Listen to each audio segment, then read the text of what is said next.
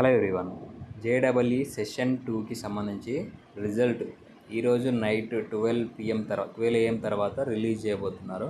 So release అయిన తర్వాత మనకి మెయిన్గా ర్యాంక్ కార్డ్ రిలీజ్ చేస్తారు. ఆ ర్యాంక్ కార్డులో మనం చెక్ చేసుకోవాల్సిన ఇన్ఫర్మేషన్ ఏంటి, ఏ ర్యాంక్తోనే మనకి సీట్ వచ్చే అవకాశం ఉంది, అలాగే ఎక్కడ సీట్ వచ్చే అవకాశం ఉంది, అలాగే అడ్వాన్స్కి ఎవరెవరు ఎలిజిబుల్ అవుతారు అనేది ఈ వీడియోలో డీటెయిల్స్ ఎక్స్ప్లెయిన్ చేస్తాను. సో ఫస్ట్ టైం చూస్తున్న వాళ్ళు సబ్స్క్రైబ్ చేసుకోండి. కౌన్సిలింగ్ గైడెన్స్ గురించి డిస్క్రిప్షన్లో వాట్సాప్ నెంబర్ ఉంటుంది, కాంటాక్ట్ కండి. సో ఇక డీటెయిల్స్లోకి వెళ్తే మనకి రిజల్ట్ వచ్చిన తర్వాత మీకు ర్యాంక్ కార్డ్ డీటెయిల్స్ ఇలా ఉంటాయి. సెషన్ 1, సెషన్ 2లో మీకు ఎంత పర్సంటేజ్ వచ్చింది, బెస్ట్ ఆఫ్ 2 నుండి మీకు టోటల్గా పర్సంటేజ్ ఎంత వచ్చింది అనేది తీసుకొని దాని నుండి మీకు సిఆర్ఎల్ ర్యాంక్, కేటగిరీ ర్యాంక్స్ అనేది అలాట్ చేయడం జరుగుతుంది. ఇందులో మెయిన్గా సిఆర్ఎల్ ర్యాంక్ అంటే కామన్ ర్యాంక్ లిస్ట్ అంటారు.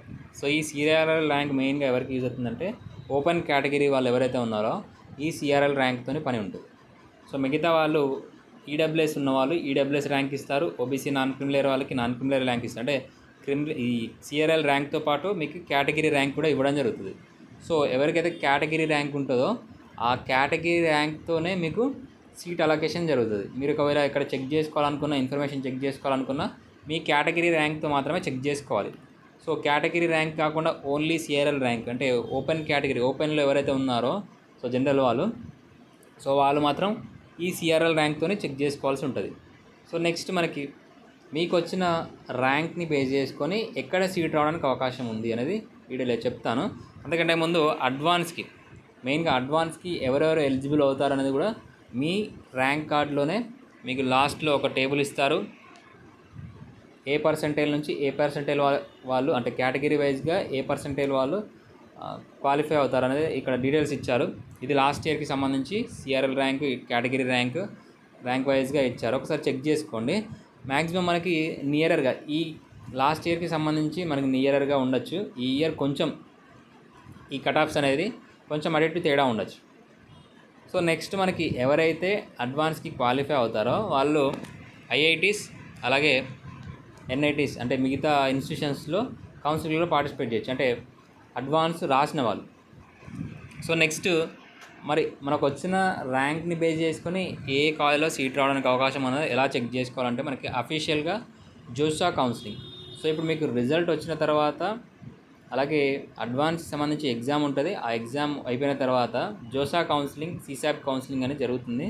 సో ఆ కౌన్సిలింగ్లో మనకి 5 రౌండ్స్ ఉంటాయి.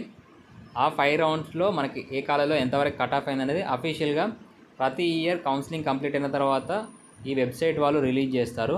మీరు ఎక్కడికి వెళ్ళాల్సిన అవసరం లేదు, ఈ వెబ్సైట్లోనే మీరు చెక్ చేసుకోవచ్చు. ఎలా చెక్ చేసుకోవాలని చూపిస్తాను. So round 1, round 2, round 3, round 4 మీకు ఏ రౌండ్ కావాలి, ఫస్ట్ రౌండ్లో కట్ ఆఫ్ చెక్ చేయాలా, లాస్ట్ రౌండ్లో చెక్ చేయాలని చూస్ చేసుకోండి. మెయిన్గా ఎవరికైతే ఎక్కువ ర్యాంక్ వచ్చిందో వాళ్ళు లాస్ట్ రౌండ్ నుంచి చెక్ చేసుకుంటారండి. అలాగే ఇన్స్టిట్యూషన్ టైప్, సో మెయిన్గా ఇప్పుడు ఓన్లీ ఈ జేడబ్ల్ఈస్ నుండే వెళ్తున్నారనుకుంటే ఐఐటీస్ కాకుండా ఎన్ఐటీస్ కానీ ఇతర ఇన్స్టిట్యూషన్స్ సెలెక్ట్ చేసుకోండి. లేదా ఆల్ ఇన్స్టిట్యూషన్స్ కావాలనుకుంటే ఆల్ ఇన్స్టిట్యూషన్స్ సెలెక్ట్ చేసుకోండి. నెక్స్ట్ ఇన్స్టిట్యూషన్ నేము, పర్టికులర్గా ఇన్స్టిట్యూషనే కావాలి అనుకుంటే ఆ ఇన్స్టిట్యూషన్ కట్ ఆఫ్ చెక్ చేసుకోవచ్చు.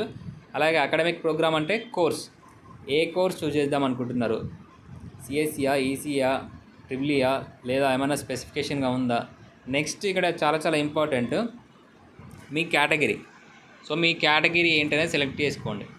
సో ఓపెన్ కేటగిరీ వాళ్ళైతే అంటే ఓసీ ఈడబ్ల్యూఎస్ కాని వాళ్ళైతే ఓపెన్ కేటగిరీ సెలెక్ట్ చేసుకోండి, ఓపెన్ సెలెక్ట్ చేసుకోండి. పర్టికులర్గా మీరు ఎస్టీ కేటగిరీ అయితే ఎస్టీ, ఎస్సీ కేటగిరీ అయితే ఎస్సీ.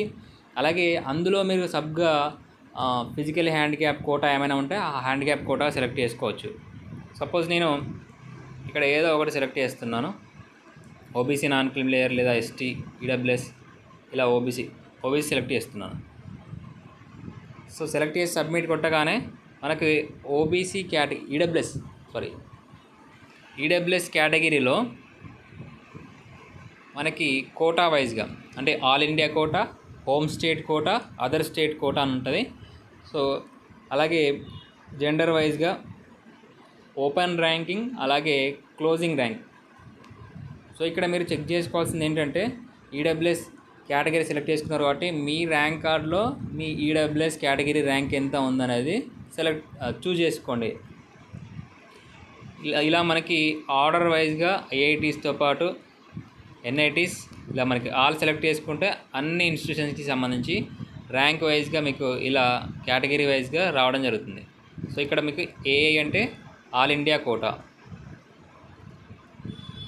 అలాగే హెచ్ఎస్ అంటే హోమ్ స్టేట్, అంటే మన స్టేట్లో ఉన్న ఐఐటీస్ కానివ్వండి, ఎన్ఐటీస్ కానివ్వండి, లేదా ఓఎస్ అంటే అదర్ స్టేట్ కోటా. సో ఇలా మీకు చెక్ చేసుకోవచ్చు మీకు ఎంత ర్యాంక్ వచ్చింది, అలాగే ఎంత పర్సంటేజ్ వచ్చింది అనేది కింద కామెంట్ సెక్షన్లో కామెంట్ చేయండి. నెక్స్ట్ మన ఛానల్లో రెగ్యులర్గా అప్డేట్స్ వస్తామంటే కాబట్టి సబ్స్క్రైబ్ చేసుకొని ఫాలో కొట్టండి. Thank you.